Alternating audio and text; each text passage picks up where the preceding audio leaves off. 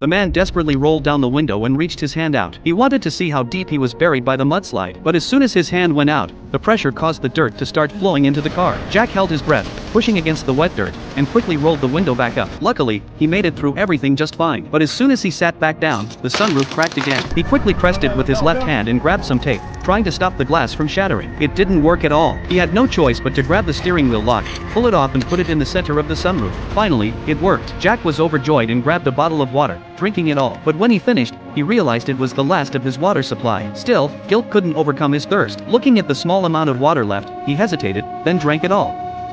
After calming down, he was ready to save himself. After taking stock of all the supplies, he turned around and realized that there were drops of liquid coming out of the skylight. Despite the yellowish color, he leaned forward and greedily licked it. He used a nail clipper to make a small hole, then tried to enlarge it with his fingers. He took out a credit card, bent it, and created a funnel, attaching it to an empty water bottle. He then placed the bottle on the steering wheel lock. Now, the water problem was solved. He dismantled the outdoor tent, took a steel pipe, and carefully removed the bottle. After enlarging the hole, he tried to push the pipe up, but it seemed to have hit a rock and could not be pushed. It even caused a stream of water to flow. He quickly blocked the hole with newspaper. To explore more effectively, he poked a hole in the bottle cap, tied it tightly with a rope, and passed the rope through the thin steel pipe so that no foreign matter would flow down the tube. When everything was ready, he pushed the steel pipe upward with all his might, but the distance was not enough, so he had to use tape to connect the two tubes, and then continue to poke it out. As the distance grew, the friction increased, and even with all his strength, he could only move the pipe a few inches. In desperation, he pulled out the car jack. With the jack's help, he saved some energy, but the jack had reached its limit and couldn't move any further. He had no choice but to take matters into his own hands. He placed a blanket on his back and pushed with all his might. Finally, he broke through the dirt. He looked up the pipe,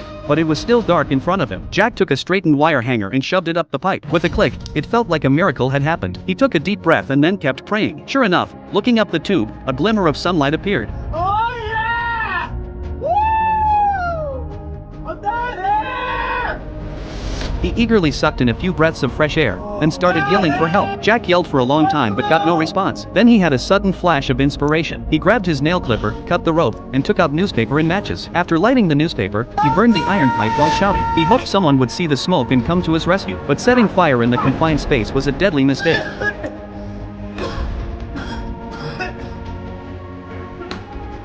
By the time the smoke cleared, the ventilation pipe was completely blocked. He anxiously tried to poke it open, but he didn't notice the slipping pipe. The sharp edge of the pipe cut through his arm in an instant. Desperate to survive, he quickly tore off his shirt and used it to bandage the wound. The pipe had fallen off completely, and the oxygen in the car was running out. The air was thick with despair, and Jack was on the edge of breaking down.